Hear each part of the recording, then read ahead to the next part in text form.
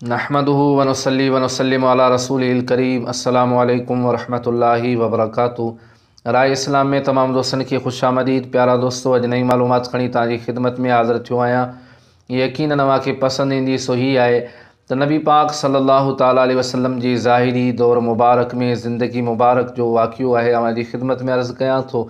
लेकिन उन खां अॻु में अवां सां गुज़ारिश आहे त जेकॾहिं अवां असांजो चैनल सब्सक्राइब नाहे कयो त असांजे चैनल खे सब्सक्राइब कयो ऐं गॾोगॾु घंटी जे निशान ते क्लिक कयो ताजो असांजी हर अचण वारी नई मालूमात तव्हां ताईं आसानी सां पहुची सघे।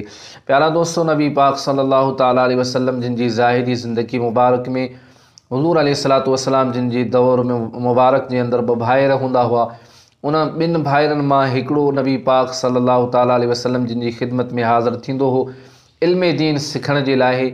अल्लाह जे महबूब करीम सल्लल्लाहु ताला अलैहि वसल्लम जिन जी खिदमत में हाज़िर थींदो हो त उन जे ॿिए भाउ अल्लाह जे महबूब करीम सल्लल्लाहु ताला अलैहि वसल्लम जिन जी खिदमत में शिकायत कई त मुंहिंजो भाउ मूंसां कमकार में मदद नथो करे, घर जे तमामु मामलात में मुंहिंजो साथ नथो ॾिए, मूं हिकिड़े जे मथां बोझ आहे। अल्लाह जे महबूब करीम सल्लल्लाहु ताला अलैहि वसल्लम फरमायो लअल्लक तुरज़क़ु बिही, यानी शायदि तोखे बि हिन जे करे रिज़्क़ मिली रहियो आहे।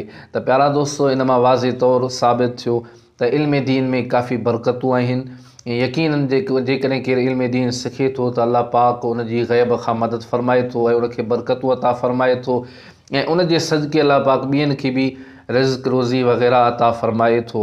त प्यारा दोस्तों, असां तव्हां पाण सभु जेके आहियूं मुस्लमान आहियूं, अल्लाह पाक असां तव्हां सभिनी खे दीन इस्लाम जी नेमत सां मालामाल फ़रमायो आहे। असां तव्हां इल्म दीन सिखूं, हासिल कयूं।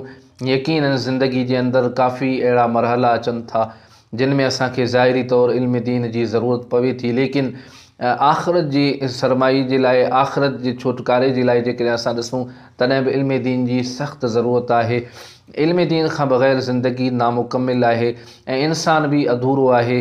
अल्लाह पाक जी इबादत कंहिं बि क़िस्म जी मुकमिल नथी थी सघे जेसीं ताईं उन में इल्म दीन न हुजे।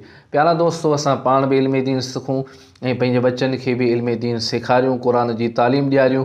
अल्लाह जे प्यारे महबूब करीम सल्लल्लाहु ताला अलैहि वसल्लम जिन जे फ़रमान मुबारक ते उन्हनि खे अमल करायूं त यकीनन असांजी ऐं असांजे अचण वारनि नसलनि जी ज़िंदगी बाबरकत बणिजी वेंदी ऐं उन्हनि खे अल्लाह पाक बरकतूं अता फ़रमाईंदो।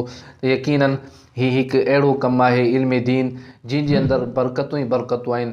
अल्लाह पाक असां तव्हां सभिनी खे इल्म दीन सिखण जी तौफ़ीक़ अता फ़रमाए ऐं इहा इल्म दीन जी सआदत अल्लाह पाक असां तव्हां सभिनी खे नसीब फ़रमाए। अल्लाह पाक असां तव्हां सभिनी खे अमल जी तौफ़ीक़ अता फ़रमाए। ही हुई अॼु जी मालूमात। वरी नई मालूमात में अवां जी खिदमत में हाज़िर थींदुसि। तेसीं ताईं इजाज़त ॾींदा। अल्लाह हाफ़िज़।